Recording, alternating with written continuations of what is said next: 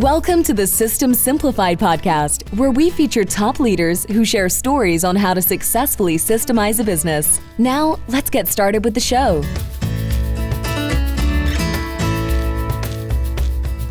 Hello, Andy Klevit here, the host of the System Simplified podcast, where I feature top founders, entrepreneurs, and thought leaders about systematizing a business.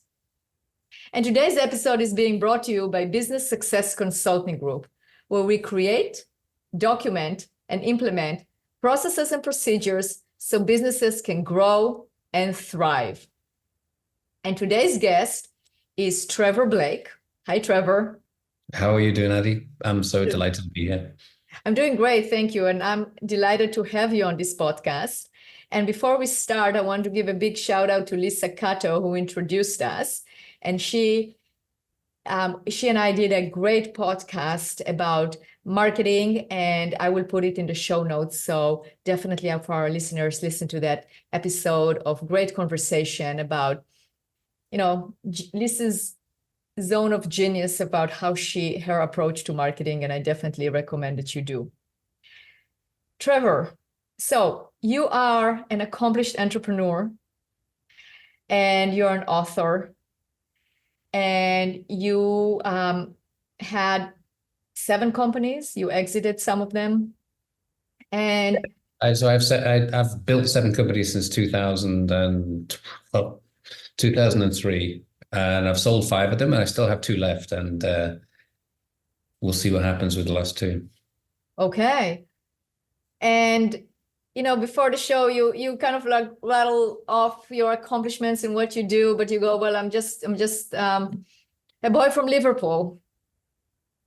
Right. So I'm not.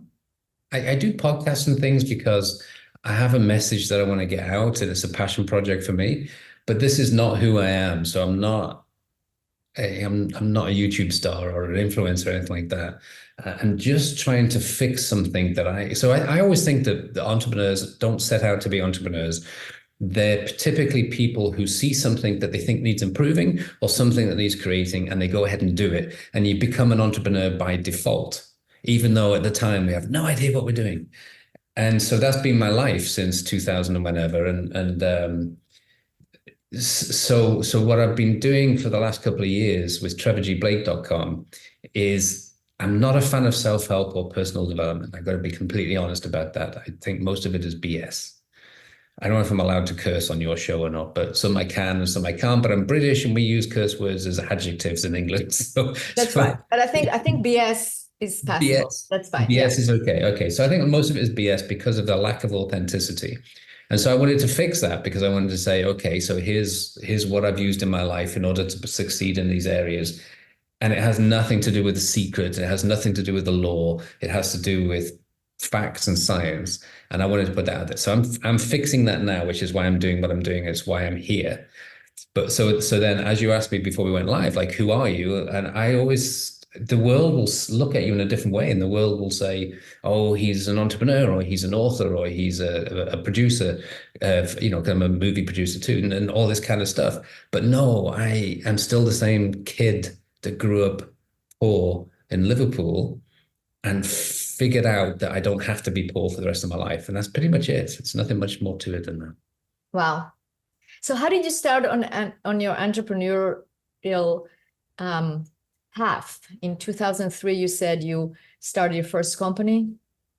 Yeah, I had a fast track career in the corporate world, and we had something in the company, the last company I worked for.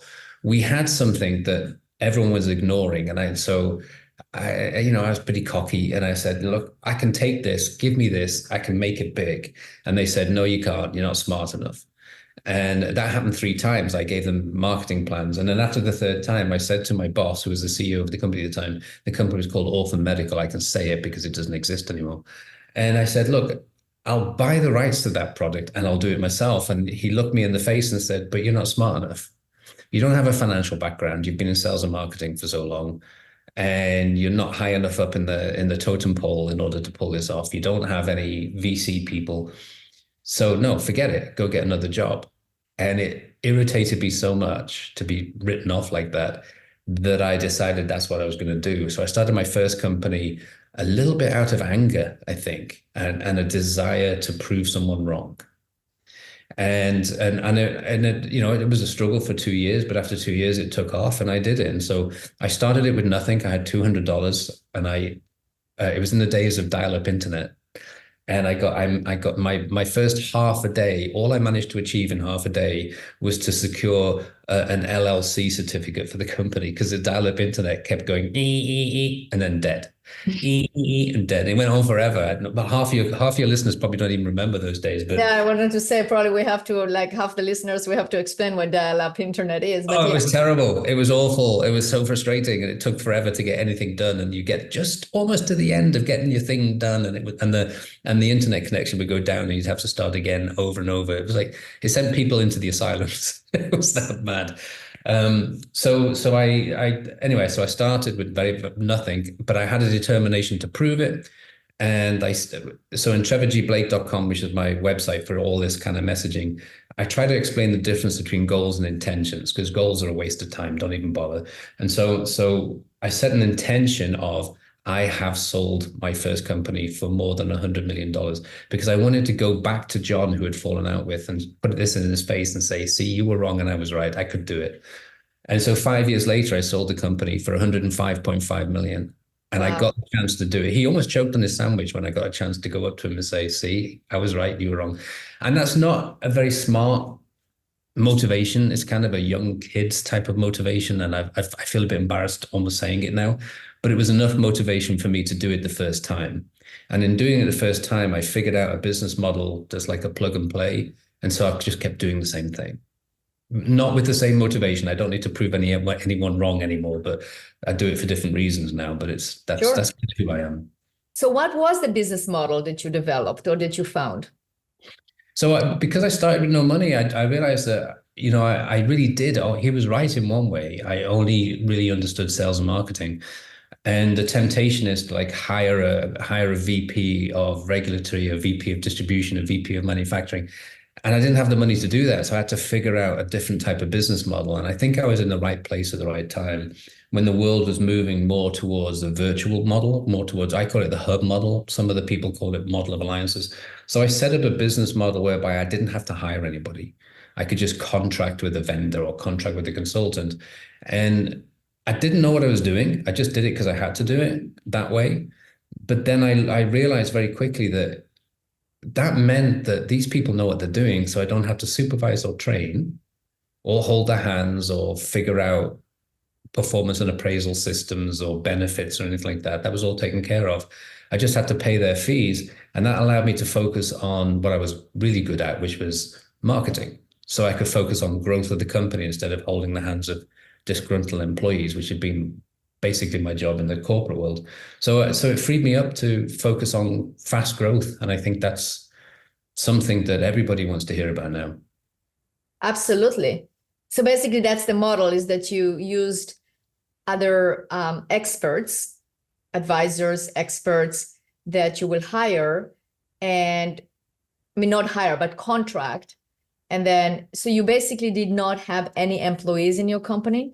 I've never had an employee other than myself, and I'm not really an employee because I sort of just build these things. And again, I didn't do this out of any kind of genius. I did it out of necessity at the time. But what I learned was that I no longer needed to supervise these people. So the system ran the company. That's why I like what you'll stand for. So the system itself became my employee, but needed no supervision. It's just working. It's just working. It's beautiful. And so I could be more. So I had to change my management style from the corporate world I was used to. Corporate world was very much, I have this rank, so I supervise you down here, and I try to impress you up here. Right? That was kind of that goes out of the window when you do the hub model. It's basically everyone knows what they're doing. So I had to change my attitude, and I didn't do it overnight. It took a while to learn this, to being trusting. So I could trust everybody to know what they're doing. And I didn't have to keep calling up to say, are we there yet? Sure. What's the latest update? What did you do this week? That need to do that kind of left my life. And the best example of that was after about a year, I needed to go on vacation to visit family because somebody was ill. So I went back to England and I went for 3 weeks, and we had cell phones, but they didn't work internationally back in those days, or at least I couldn't figure out how to work them.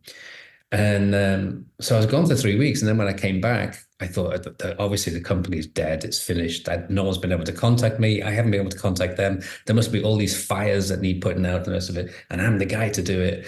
And then I started calling people, and they all said, well, I didn't realize you'd gone. We had no idea you'd been on vacation. Everything's fine. Don't worry about it. Go lie in the hammock. And so I really love that model because it frees you up to have more of a balanced life. You don't have to work 14 hours a day anymore. You can work a few hours a day, make sure you get the right vendors, of course. So intuition is very important, but set it up that way so you can just kind of live a normal life without the stress. So I love the business model, and I've repeated it, 7 times now. So, wow. So you basically, what you attributed to is that the vendors have more of an ownership mentality over what they're doing, right? As opposed to using employees. I mean, would that be the main differentiator? There's that. It's well said, to be honest, Eddie. So it's that, and also they're typically bored by the regular job that they have to do. So when they are asked by a startup, will you be my manufacturer? Will you be my distributor? Not just will you hook on and help, will you be it? They really buy into the story. So I was able to say, look, this is what we're trying to achieve. This is what the impact we're going to make in the world. And you have a chance to be a huge part of that by providing this particular service full-time for me as this function. You'll be this function for me.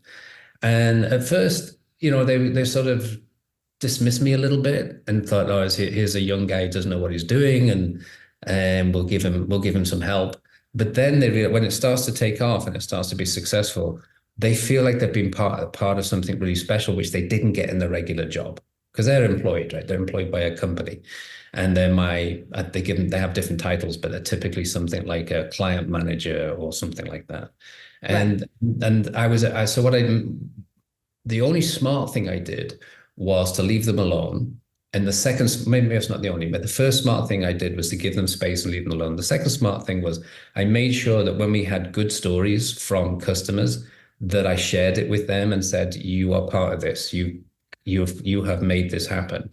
And then they found Let's talk about this. Let's talk about this, Trevor. It's interesting. So validating your stuff. So you feel like this was a key to your success in terms of like making the success also part of them. Yeah, and when I could, so I had a manufacturer in San Diego when I was living in Orange County. And so I would drive down to San Diego and I would get a pizza, and I'd have pizza lunches with them. And I would have the guys or the girls who were on the manufacturing thing who never, ever get to see the effects of their labor. They're just putting stuff together in a packet or and then go home. Well, I was able to show them where that packet went and the difference it made in people's lives. And here's the response I got from that person. And I would share it with them over a pizza. Well, after that, they couldn't do enough for me after that, because they just wanted to be more and more a part of making an impact in the world. And everyone makes an impact in the world, just that not many people get someone coming back to them saying, let me tell you what the impact was. That's an interesting point, because I think not a lot of business owners do that. And it is important to actually show your staff what impact they're actually creating, not only their world or what they're doing, but how does it impact the entire organization, right? What is the final results that we are going for? That's why I think sharing testimonials with staff and sharing success stories or sharing the final product or the vision of where you're going, it's very important. It is. It's so uplifting for everybody. So I learned this when I was a kid, because I worked when I was in school. I had a job. It didn't pay very well, but my job was to sit at a desk in a hospital or at the back end of the hospital, and to put together the various pieces that somebody would need to do a procedure on a patient. So there would be a scalpel and a bit of gauze and a little bit of ammonia to, all these kind of things, a little bit of sulfur or whatever. And I had a list, so I had to make sure everything was in the box, seal the box, and then the box would go into the autoclave to be sterilized. And then the next thing anybody would know was somebody would order that and they'd use it, and that would be it. And I used to think that was such a shame. So because it was being sterilized, I thought, well, I can put anything in the box.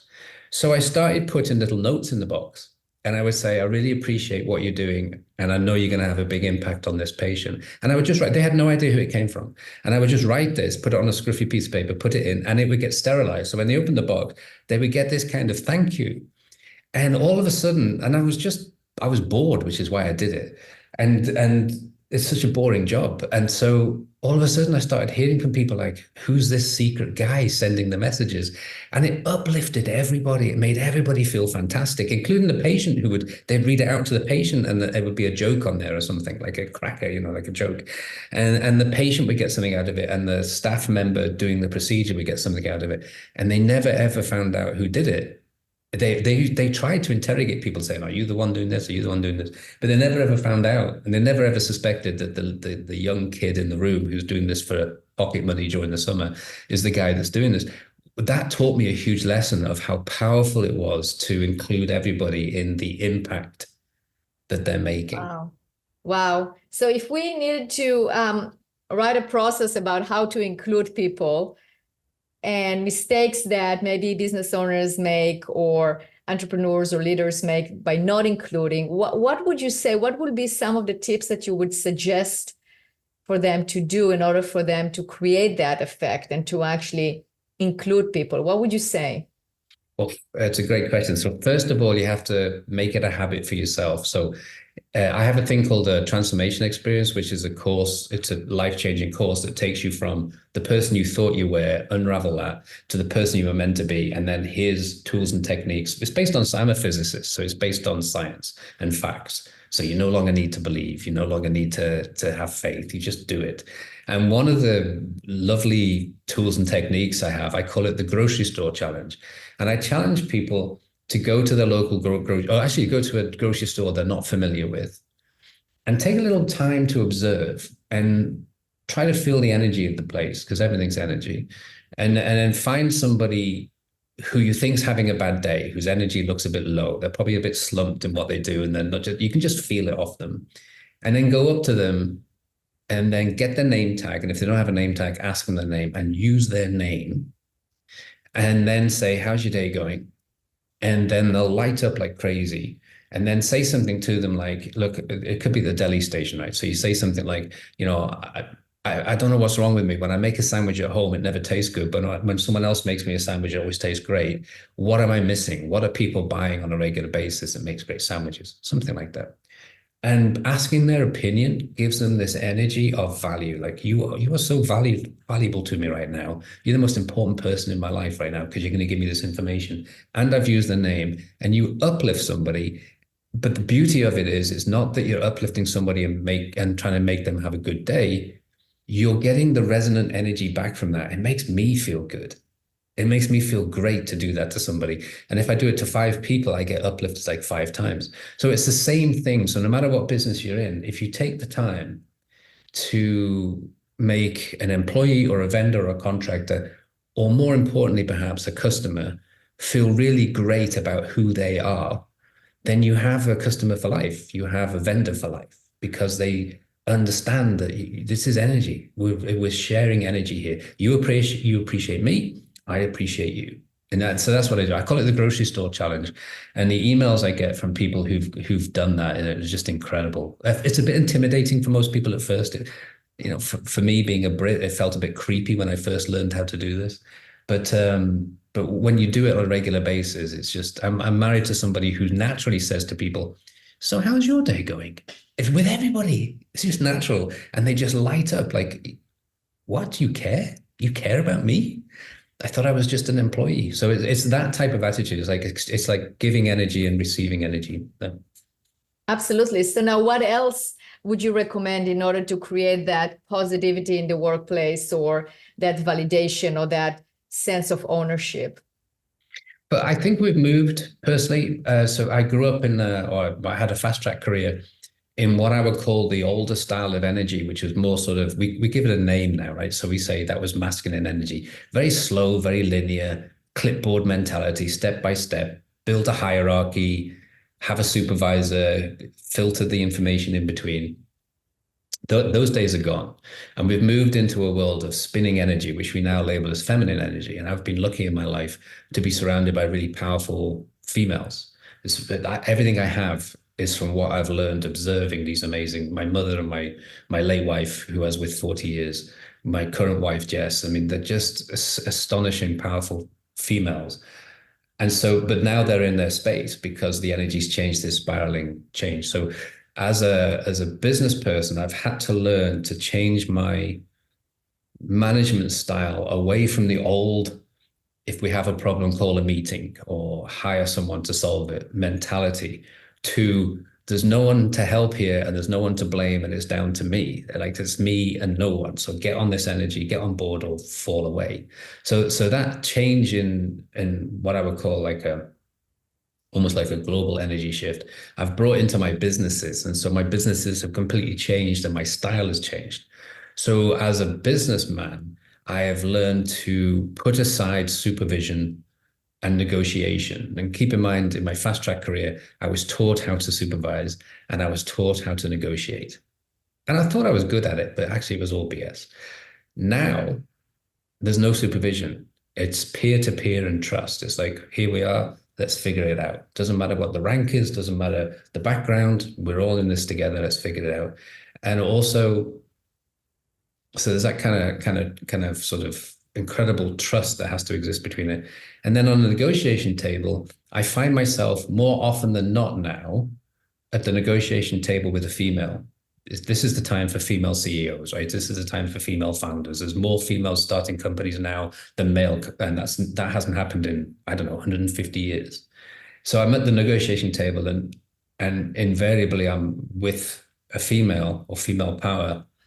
And the negotiation used to be for me when I was opposite a man would be like, I'll give you this if you give me this. I'll give you that if you give me that. And it went on and on and on and no decision. Now I get to the table and it's like, well, do you want it or not? There's no negotiation. And I love that, but I've had to adapt to that. Like I know if I'm going to a negotiation now, let's say it's a female VC investor, I know that the decision has already been made. And I have to decide whether I want to go in with this or not go in with this. And if I don't, it's a very short meeting. And if I do, it's still a short meeting, but we'll hang out for a while and talk about important stuff like energy and stuff like that. So I found that my whole, everything I was taught in the corporate world, including my MBA and everything, is irrelevant now, totally irrelevant. Interesting. Wow. Now, you said you're also a movie producer. What movies did you produce? So I was a writer. It was a hobby, part-time thing, because I was a road warrior for a while, and I wasn't someone who could sit on a plane for 10 hours and watch movies. So I decided to do something more useful. So I'd write because I've always liked to write, and it was more of it's like a stress reliever type of thing for me, and a way to pass the time. And it turned out that I was not terribly bad at it, and so I won runner-up at the Arizona Film Festival, and then I was winner at the Colorado Film Festival way back when, early mid-90s. And in those days, I didn't have a huge amount of money. And so, movie companies came up to me and said, we'll option that from you. And I didn't know what that really meant. But what it really meant was they gave me $10,000, took my screenplay away, either put it on a shelf because it was competing with something else they had, or they would bring it into a movie. And when it became a movie, they gave me another $10,000. So I basically made $20,000 off 2 movies that became blockbusters, which I'm not allowed by NDA to explain what they are, but everyone would know them if I was to explain certain scenes in it, because the scenes make no sense. Because the scenes where it made sense in my original movie, but they kept my dialogue and changed some of the scenes, but kept these key scenes. And so the scenes make no sense in the movie, but are iconic scenes. But I realized that what was happening was it was almost like an investor who had money goes to a symposium or a market, finds a great product, offers what seems to the person who's made the product a huge amount of money, $10,000 at the time, and steals this great product. And that person has to watch this thing go gangbusters.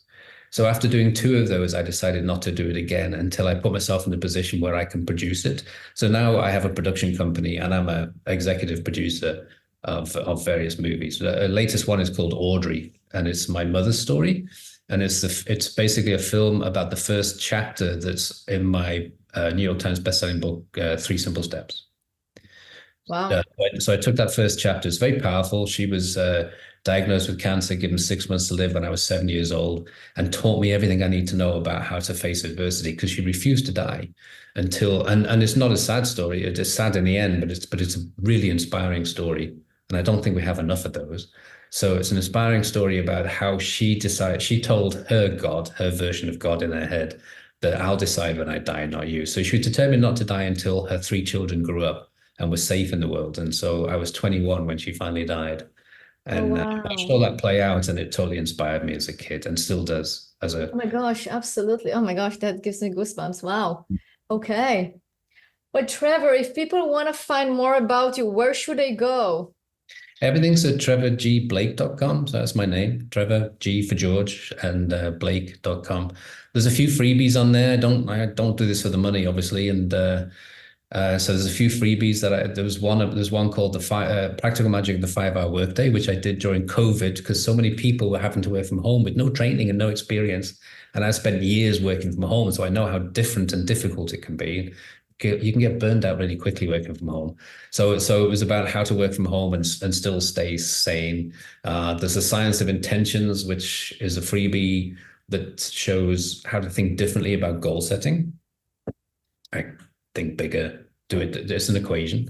And then there's the transformation course, and there's the Start, Survive, Thrive, which is the course about how to start a startup the right way. To avoid, so of all the failures, 82% are for the same reason. That's a Small Business Association statistic. 82% of businesses fail for the same reason. It's always cash flow mismanagement. And so that's easy to say, but today cash flow management is really tough. It's difficult because of the internet. I could order 20 jackets and send them all back. So having to have that amount of inventory and manage cash flow and handle shipping and handling, you've got to think differently today. You've got to be really much sharper and more adaptable. So it's about how to avoid the mistakes of cash flow management and start in the right way, which includes the hub model. Like how to do this so you don't use all your cash hiring people, and you can save that cash for getting big fast. Wow. Okay. So definitely go to that website and to your website, and also I assume you can find the books on Amazon, right? Yeah, and they're on the website. There's links. I don't do the website. I have a team. I have a back end, and I don't know what a back end is, but I have a back end team right there. But they're really good at what they do, so they make me look good. Excellent. Well, Trevor, it's been a pleasure to have you on this podcast. Thank you so much. Thank you.